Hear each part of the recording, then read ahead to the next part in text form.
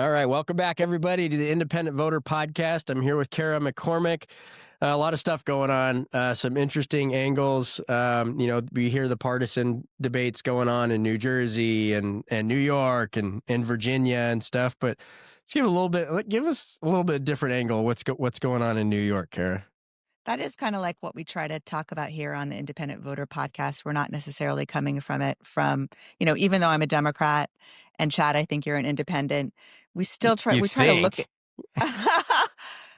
I know you're an independent and, I'm a Democrat, but we do really try to look at issues both on Independent Voter News and on the podcast from the perspective of an independent voter, someone who doesn't necessarily buy into the ideologies or, always vote the party line. Sometimes we say like these people put country before the party. And a lot of us, even though I am a Democrat, I really do think that the partisan politics are killing the country and that, we agree on so much more than we disagree on. So we do try to talk about that a lot in our work.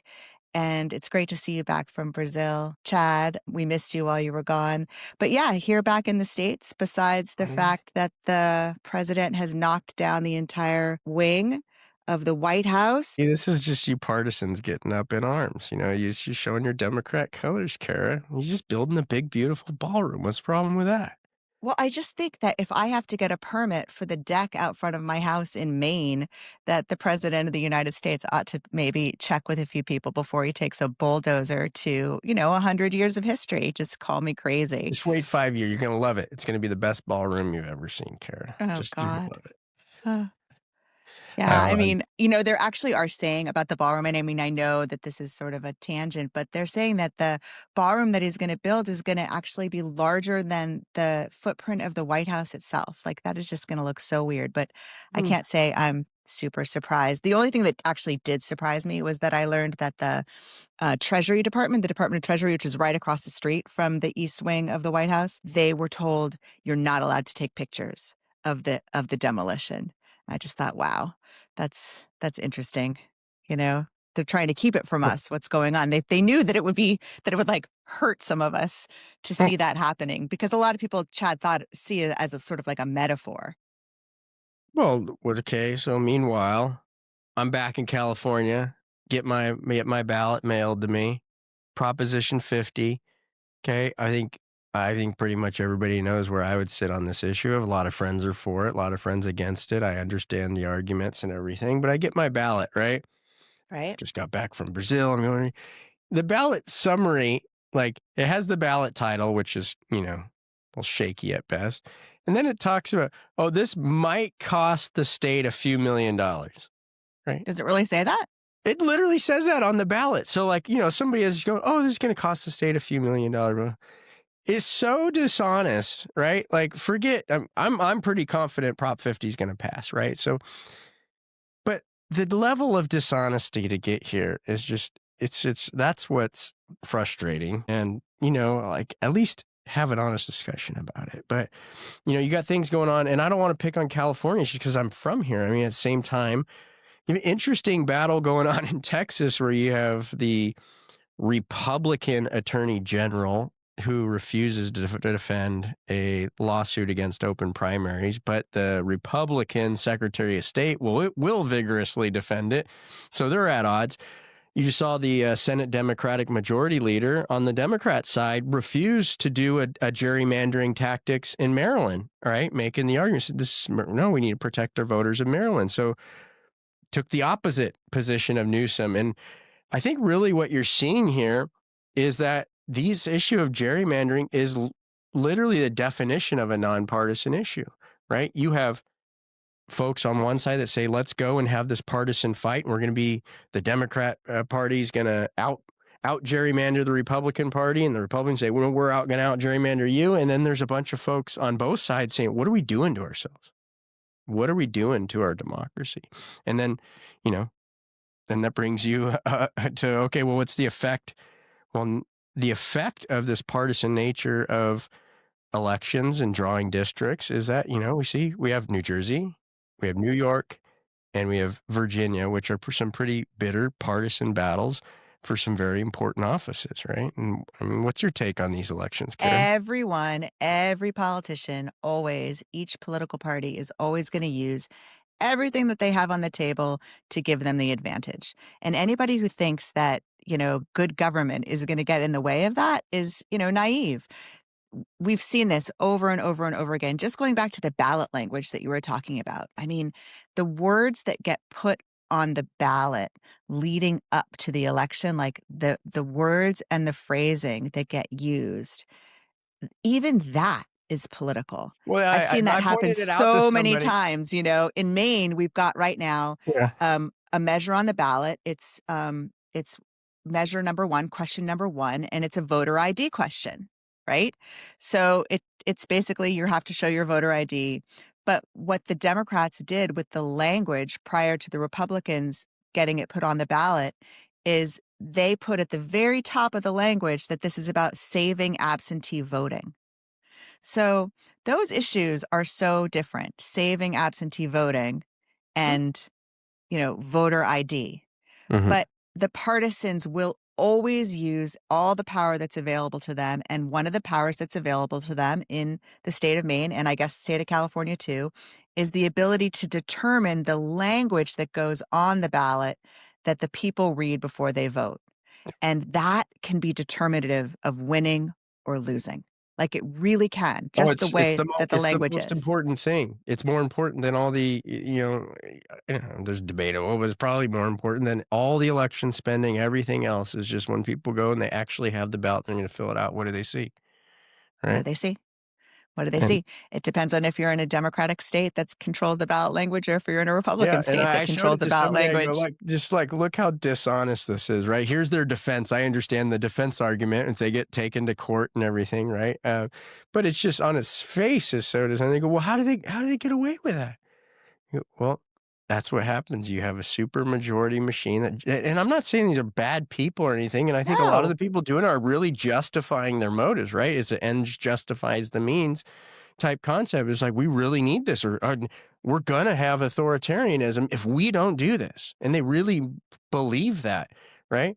they really do, Okay. Chad. They really But, do. They're and so worried about as him. much as the people on the other side said, look at you Democrats who went after our former president and tried to prosecute him into jail and did that. They really believed authoritarianism was coming from the other side. So you have two sets of people who really believe the other side is the one that's leading this authoritarian battle. And what do together? They both do more authoritarian things, right? In I don't to know if they're justify the authoritarian, means. but they're sort of, I guess you could call them anti-democratic. Yeah, I get. Yeah, that's right. Okay, I'll reduce the hyperbole.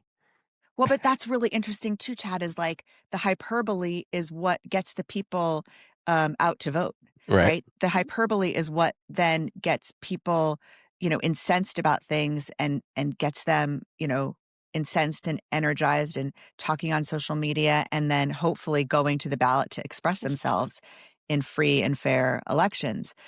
But boy, it's just ratcheted up. Like in the 30 years that I've worked on political campaigns, I think it's the highest level that it's ever been in terms of sort of the vitriol that's back and forth and it's out of hand. It's completely out of control. Yeah. Well, speaking of hyperbole, what do you think? There's going to be a communist takeover of New York City? Well, I mean, that's really interesting too, because there are definitely people, including the president, who are calling Zoran Mamdani, who is a democratic socialist, he's calling him a communist. Mhm. And so I was thinking about that yesterday. I was like, okay, so really, Kara, like, what is the difference between communism, socialism, capitalism, and then this new thing that's been carved out, I guess, called democratic socialism? So Mamdani says he's a democratic socialist. He's a member of the Democratic Socialists of America. And he says that democratic socialism is his ideology and that he's a member of the Democratic Socialists of America. That's his party. But he also says he's just a Democrat. So in my little research project, I figured out that democratic socialism is kind of like how they do it in Scandinavia. So it's not like totalitarian control or socialist control over the means of production.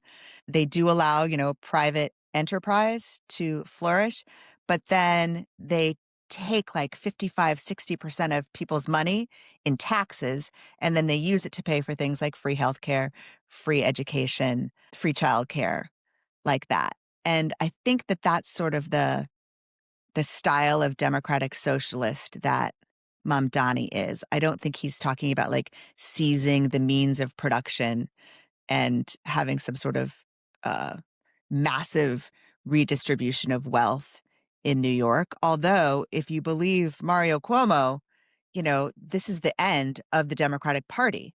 He says that if Mamdani gets elected, Well, it's game won. over for the regular Democrats. He already won the Democratic primary, right? And this is the whole thing, in the reform space, right? It was celebrated as a big, big victory, which I think it was in New York. But we said at the time it passed, he said, great, you got a ranked choice primary in a closed Democratic election, right? What's that going to lead to? A multi-candidate race in the general where you don't actually have a majority of the voters are going to pick the winner, right? Somebody's going to win New York without a majority of the mandate to govern. So how is that person then ever supposed to say, everybody can just say, well, they don't represent the people. They don't represent a majority no matter who wins. And, so that's why we try to step back and look at, okay, look at the process we created. I think you have another interesting situation. I was just scrolling on Instagram and I saw this guy who was giving an analysis and he showed a Barack Obama speech to some young black students in support of Kamala Harris and basically talking about, hey, she's like you because of the color of his skin and everything. And then saw Barack Obama, his speech, supporting the candidate in Virginia against Winsome Sears. And he's pointing out, and he goes, why was this about race when it was Kamala Harris? But now you have an African American in Virginia and the shared racial experience doesn't matter. I don't, what's your take on any of that stuff, Cara? Well, I mean, okay, so talk about New York first. New York is still totally messed up because you definitely have now a three-way race in the general election where whoever wins is definitely going to win without 50% of the vote. So right now, Mamdani, barely cracks, like he's at 40, 41, 42 in the polls, but he doesn't have a majority of the vote because Cuomo is taking, 20 something points. Curtis Sliwa is taking, 18, 20 something points. And so you basically have a candidate who's going to get elected with not with the broadest majority. If you had ranked choice voting, people could rank and we'd see, okay, who are people's first, second, third choices. And we'd definitely have a winner with the majority, like we did in the Democratic primary. So yeah, they need ranked choice voting in the general election in New York City for sure. And they also need open primaries in New York City. For goodness sake, everybody should be allowed to participate in the most meaningful election, which is the primary. And then those people should be ranked and everybody, a certain number should go forward to the general. And then there should be ranked choice voting in the general. And really, like, I don't see why they haven't done this except that the parties don't want it and the parties are still in power in New York City, no kidding. Yeah. About Winsome Sears, yes, she African American woman running for governor of Virginia against a very popular, fantastic Democrat, I might say. But yeah, it doesn't matter what color your skin is. It matters what your party is. That is the way that the system works right now in the United States of America, in Virginia, in California, all over the place. We've got these partisan battles. The interesting thing, Chad, or I don't believe that everybody wants to be sort of captive in these camps. I think that we agree on a lot more than we disagree on. I think that we can come to decisions where, like, somebody might put Mamdani first and Sliwa second and Cuomo third. Like, whoever came in third in that thing should have their second choice votes transfer to the first person, and everybody would be a lot happier with the outcome. I think it's better for campaigning too. I mean, frankly, my personal opinion, you actually have two pretty good candidates in Virginia, right? But it's so much of the divisive, the negative, the incentives of the election process are too hyperbolized, and to magnify the differences and the negatives of everybody, especially in like New York when you have more than two candidates. But that's the same as in Virginia or in New Jersey, right? Because you got to convince a good set of people that if you vote for this person, the world's going to end, right? And therefore, you need to vote for me. It doesn't have to be like that. I mean, Uh, there's a structural problem. The structural problem is, closed primaries and this first past the post voting system. And if you change those two things, you change everything. You change the incentives, you change how the politicians behave, and you change how the people feel when they go in to vote. They don't feel like they're trying to choose between the lesser of two evils, or like, if I vote for Curtis Sliwa, who I really like the most, am I accidentally going to elect Democratic Socialist Mamdani? Like, you put voters in this position where they shouldn't have to be afraid. They should be able to go in and vote for the person that they like the most without being afraid of electing the person that they like the least.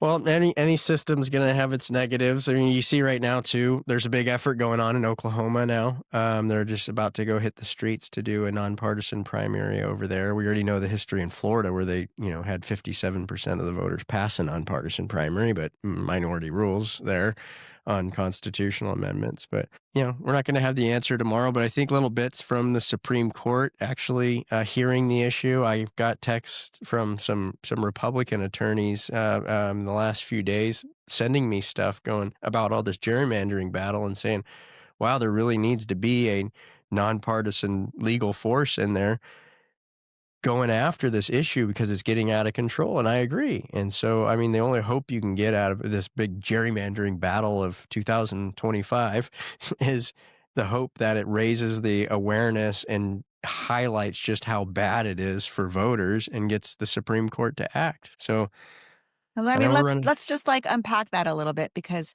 that actually is the way that thinking about it in those terms is the way that I've been able to sort of stay sane these past few months when it seems like a lot of things are breaking down around us, and that a lot of norms are being sort of ignored, and that people on both sides of the aisle are sort of willing to engage in anti-democratic behavior in order to save democracy. So one of the ways that I've sort of consoled myself, or um, you know, let myself have some sort of hope for the future, for my children's future, my grandchildren's future, has to do with like when big breakdowns like arise and they show up, that it allows for us to see them and for us to then fix them. So, like, it might seem like a really bad thing that all of this is happening with gerrymandering, but maybe, Chad, maybe it's a good thing because it's all sort of coming out into the light, and you can't kind of fix stuff if it's all in back rooms, right? You can't see the problems Well, if they're I if had they're this hidden discussion from with somebody view. too because they're saying, "Well, doesn't Trump start this in Texas, right?" And I go, "Well, Trump just said it louder. He just did it more." Oh, I mean, both parties have been doing this like just quietly, like, "Oh yeah, yeah, we love voters," and then they carve up their districts. Both parties, right? Trump just did it so blatantly in the middle of a census and calls up a governor and says, go gerrymander some more seats for me, right? And on one hand, you can say, yeah, that's authoritarian, right? That's horrible for voters. On the other hand, you say, well, is it, at least he's being more transparent about it. This is what everybody else is doing, but they're pretending they're not. There's no pretending here. So I think that's a point of view that like you got to really consider in this. Doesn't mean that he's doing it with a good motive or ill. I'm not suggesting anything about the motive. I'm just saying that it's now that it's more public, more people are aware of it. Does that mean we can do something about it? Maybe, it means we can do a lot more about it than we could if more people didn't know that it was going on. Right. So, like, sunlight is the best thing in the world for democracy, and then, I really think that, like, big breakdowns, they could lead to big breakthroughs. Yep. Sometimes it's, like, the only way that you can really improve is when you have a big breakdown, even personally. Like, this is how we learn. Right? This is how we improve. This is how we iterate. This is how we form a more perfect union, by seeing all the flaws. Yep. And yeah, we're seeing a lot of flaws right now, and just, hang on, this is a wild ride that we're Right. on. Yeah, well, thanks everybody for joining us again. I mean, next week we'll see if we have some breakdowns or breakthroughs because we'll have results from some of these elections. Hopefully, they'll be finalized by the time we talk. Who knows? But thanks again, Cara, and thanks everybody for listening in. And look forward to chatting with you again next week. Great to see you, Chad, and I'm glad you're home, and talk to you next week. Thanks, everybody. Obrigado. Obrigado.